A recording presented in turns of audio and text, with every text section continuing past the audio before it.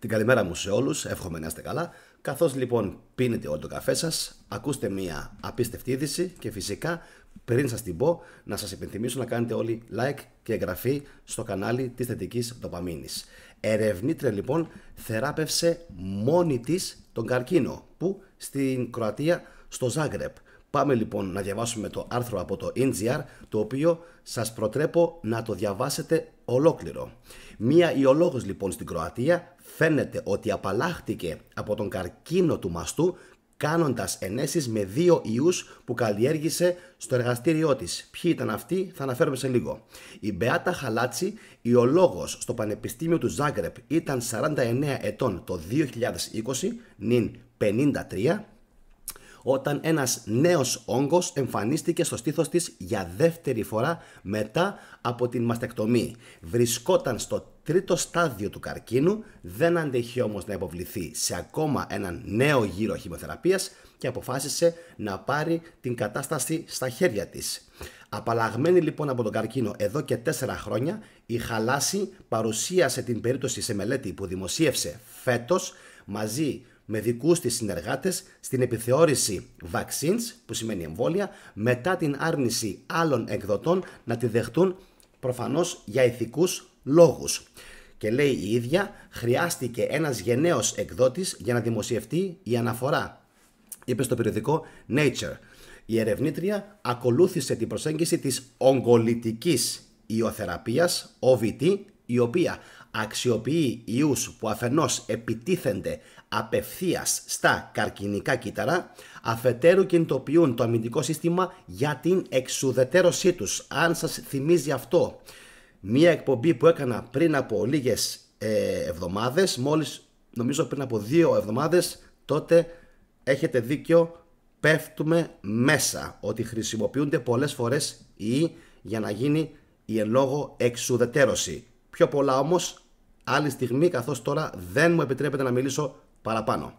Η Χαλάση αποφάσισε να χρησιμοποιήσει λοιπόν 2 ιούς ταυτόχρονα, ένα ήπιο στέλεχος της ηλαράς που χρησιμοποιείται ευρέως στα παιδικά εμβόλια και έναν επίσης ήπιο ιό στοματίτιδας με την ονομασία VSV, και είναι άξιο απορίας αν τελικά το να δεχόμαστε διάφορες επιθέσεις από ιούς είναι τελικά καλό για την υγεία, καθώς έτσι εκπαιδεύεται ουσιαστικά το ανοσοποιητικό μας σύστημα. Αρκεί, όπως θα πω τώρα αμέσως, αρκεί να έχουμε υγιές ανοσοποιητικό σύστημα και να μην πάσχουμε. Εντάξει, συνεχίζουμε.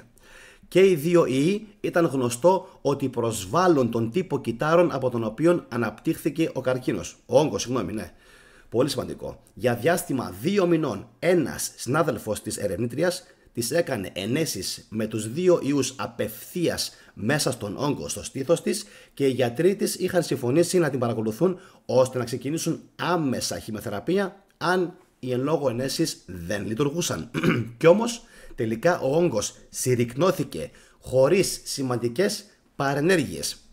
Αποσπάστηκε επίσης από το θωρακικό μη και το δέρμα, κάτι το οποίο διευκόλυνε επίσης την χειρουργική στη συνέχεια αφαίρεσή του.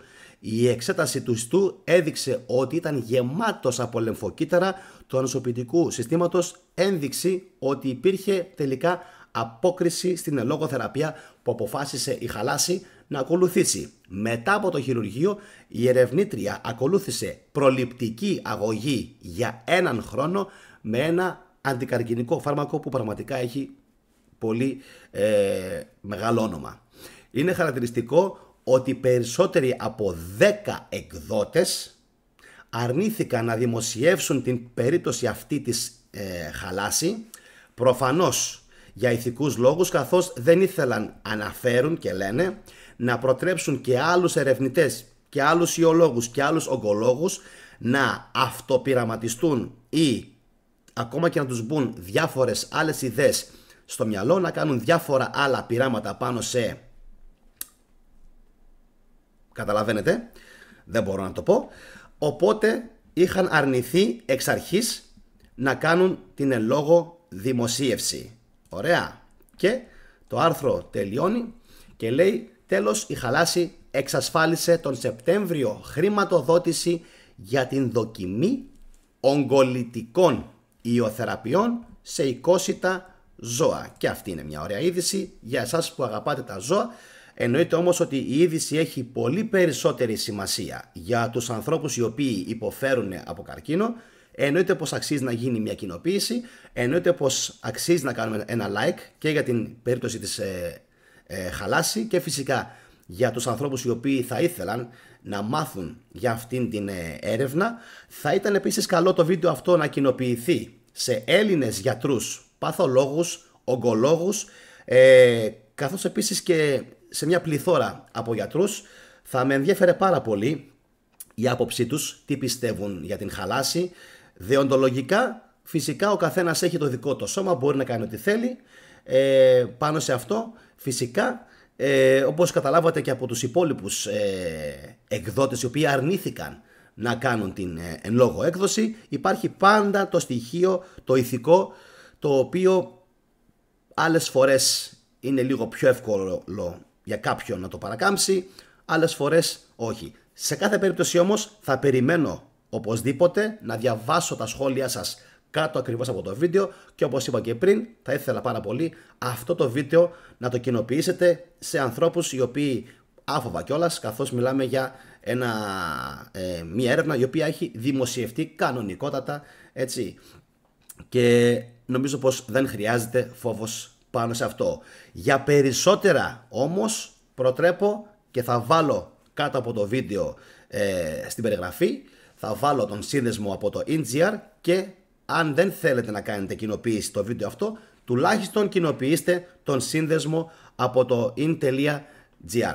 Αυτά από μένα, εύχομαι σε όλους υγεία, εύχομαι να είστε καλά, κάντε φυσικά ένα like πριν φύγετε και να υπενθυμίσω ότι σε λίγες ώρες θα ανέβει το μεσημέρι ακόμα μια εκπομπή στην θετική ντοπαμίνη.